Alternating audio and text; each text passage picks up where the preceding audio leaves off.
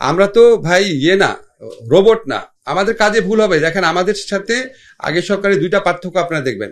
আমাদের কাজের ভুল হলে আমরা স্বীকার করি। এই যে আমি আপনারা বললাম যে এই গ্রেফতার করার প্রক্রিয়াটা হয়তো ঠিক হয়নি, এগুলিকে আপনারা আগে শুনতেন।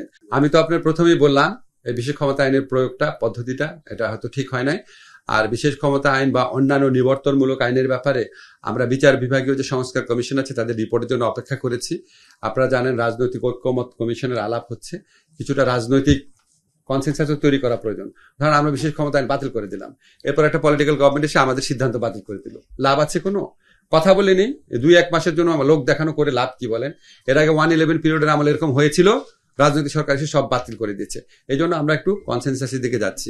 যেমন জি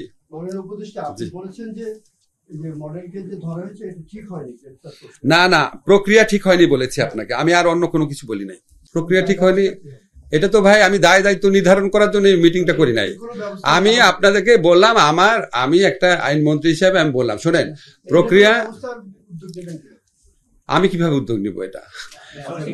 না না, আমি শোনেন, আইনের প্রয়োগ অনেক সময় ভুল তো আমাদের হতে পারে।